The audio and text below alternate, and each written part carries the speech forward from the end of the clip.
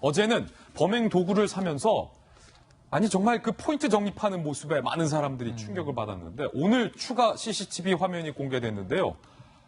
이야, 범행 이후에 남은 세정제 등등을 환불하는 장면이 포착이 됐습니다. 잠시 후에 환불하는 장면 살펴보겠습니다. 그런데 더욱더 오늘 끔찍한 사실은요.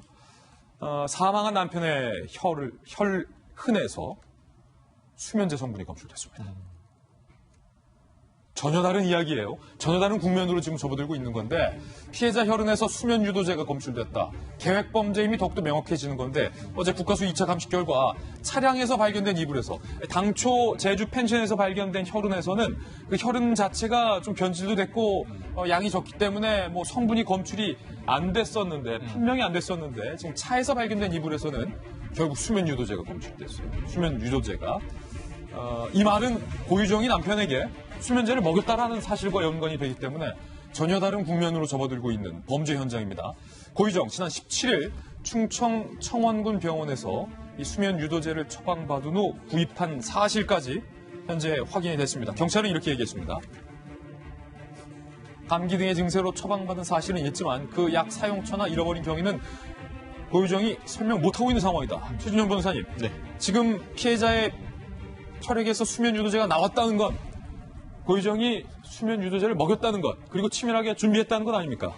그렇습니다. 한마디로 본인은 일관되게 우발적 범행이었다라고 얘기를 하고 있지만 지금 모든 증거가 가리키는 것은 계획범죄였다. 이렇게 얘기를 하는 것 같습니다. 완전히 전혀 다른 어떤 측면으로 가고 있다는 것이 구체적인 죄를 지었으면 법원에서 판결이 있는데 지금 본인이 우발 범죄였다고 할 경우에는 살인죄의 법정형이 사형, 무기 5년 이상 유기징역이 되어 있습니다. 그런데 대법원 양형위원회 규정에 보면은 본인이 오히려 어떤 피해를 당하는 도중에 그것을 반격하는 속에서 했다고 하면은 그것은 이른바 참작 동기 살인으로서 감경을 할 경우에는 겨우 한 5년 정도면 살고 나올 가능성이 있습니다. 고유정이 굉장히 지금 지능적으로 그렇죠. 이야기를 하고 있다. 그렇고 그 반면에 본인이 이것처럼 계획해서 정말 평소에 어떤 그런 원한에 치우쳐가지고 전 남편에 대해서 이와 같은 극단적 범행을 저질렀다고 하면은 양형 기준상으로도 10년 이상, 나아가 무기징역 이상의 형으로 처벌할 수 있습니다. 결국 형 자체가 10년 내지 20년 이상의 차이가 굉장히 나는 겁니다. 그렇기 때문에 경찰로서는 동기를 밝히는 것이 굉장히 중요한 것인데 굉장히 중요하다. 지금에 있어서 어떤 수면 유도제가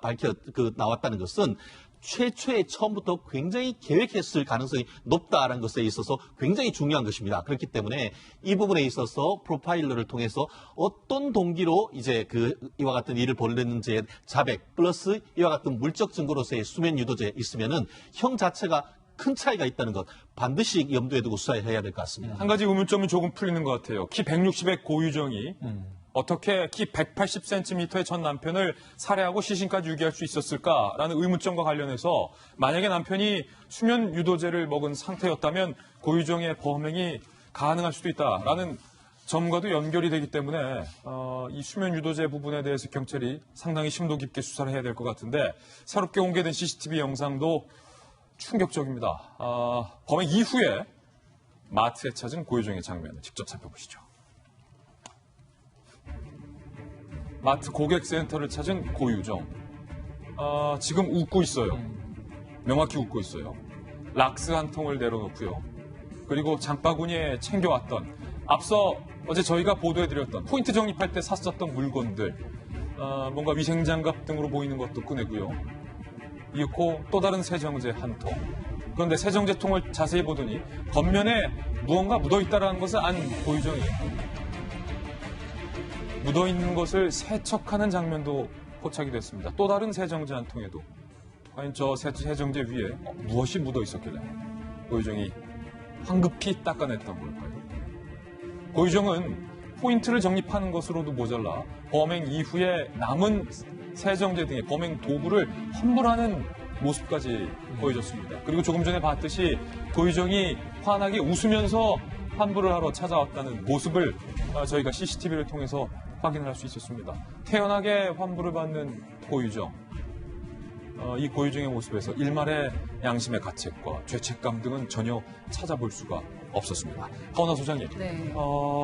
저는 포인트 정립하는 것보다 이 영상이 더 충격적이에요. 정말 충격적인 것 같아요. 살인 후잖아요. 포인트 정립할 때는 그래도 살인 전이었어요. 예. 안 할 수도 있었다라는 얘기죠. 근데 지금 현재 살인 후에 웃고 있잖아요. 평온하게 웃고 있다라는 거. 일반적으로 제가 이야기를 들었는데 살인자가 저렇게 바로 웃거나 평온해질 수가 없다고 합니다. 어떻게 고유정은 저렇게 평온할 수 있을까? 그리고 종이를 꺼내 들어서 닦는 모습을 보면 지금 아주 편안하고 안정된 상황이라는 것을 우리가 예측을 할 수 있는데요. 심리 상태가 매우 편안하다. 네.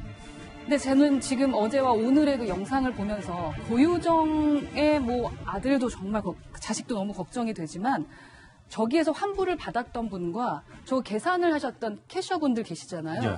그분들 저 영상 보면은 분명히 저거 내가 했었던 건데 라는 생각이 드실 수 있거든요. 근데 그분들이 트라우마에 걸리지 않을까라는 생각도 들고요. 또한 지금 환불을 받았던 저 표백제가 어디에 있는지 다들 걱정하실 것 같아요. 혹여라도 살인에 활용이 됐던 저 표백제를 내가 지금 쓰고 있는 건 아닌가라는 생각이 들 정도의 어떤 상황들을 만들고 있는 것이 아닌가.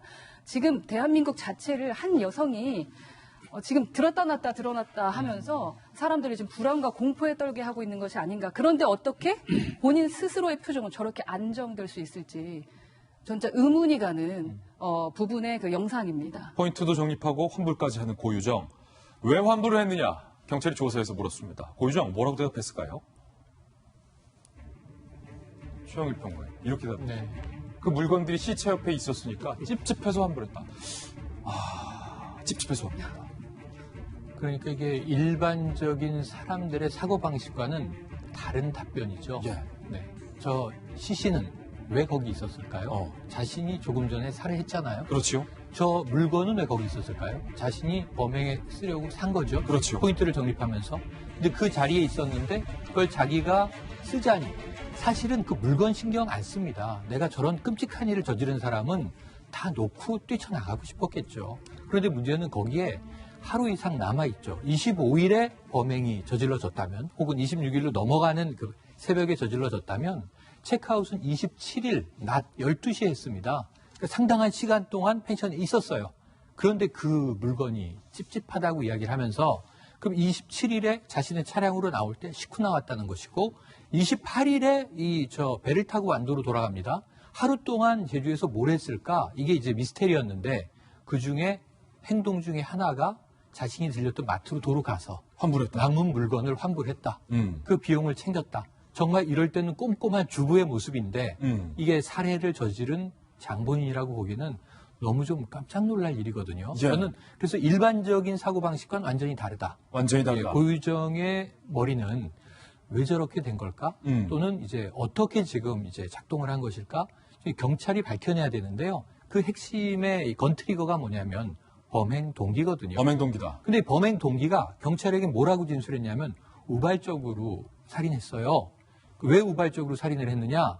전 남편이 나에게 나쁜 짓을 하려고 했어요. 수박 썰다가 그래서 예. 우발적으로 일 저지렀다. 수박 이야기는요, 이거 완벽한 시나리오입니다. 왜 자신이 그 순간에 흉기를 들고 있었고 남편을 찔렀는지를 설명하기 위해서 수박이 등장한 거예요. 과일이 있었기 때문에 난 과일을 먹이려고 아빠와 아이에게 이걸 썰고 있었는데 남편이 못된 짓을 했고 그 순간 난 우발적으로 찔렀다. 정당방위자라는 시나리오를 본인이 만들어낸 건데 이것을 입증하기 위해서 심지어는 살해 후에 전 남편의 휴대폰으로 자신에게 문자를 조작합니다. 뭐냐면 이미 남편은 사망했는데 내가 그런 나쁜 짓을 당신에게 하려고 해서 사과한다. 고소하지 말아달라. 나 취업도 해야 되니까 고소. 네. 이게 남편의 휴대전화 메시지를 자신에게 보낸 거다. 고유정이. 네. 그러니까 마치 남편이 자신에게 사과한 문자를 보낸 걸 봐라. 그러면은 남편이 나에게 나쁜 짓을 하려고 했다는 나의 말이 맞지 않느냐. 아주 치밀하게 문자 조작까지 한 거예요. 이건 뭐냐면 자신이 범인임이 특정될 수 있다는 걸 미리 생각했다는 거예요. 미리 인지했다. 그러니까 그때 나는 왜 죽였는가를 입증하기 위한 상황을 만들어냈잖아요. 그러니까 지금 2중, 3중으로 생각을 하는 거예요. 이게 완전 범죄를 꿈꿨다면 난 안 잡힐 거니까. 예. 포인트 정리 왜 했을까? 안 잡힐 거니까. 근데 나중엔 아니지. 내가 범인으로 지목될 수도 있지. 이럴 때 만약 내가 죽였다고 밖에 상황이 몰려갈 수 없다면 왜 죽였다고 할까? 남편이 나빴기 때문에 난 정당방위를 한 것이야. 수박도 등장하고요. 이 완벽한 시나리오가. 제가 보기에는 정밀 풍경화를 그려냅니다. 보통 사람의 생각은 이러긴 힘들다. 이중삼중 구조를 만들어냈다. 아주 무서운 사람이라는 생각이 듭니다.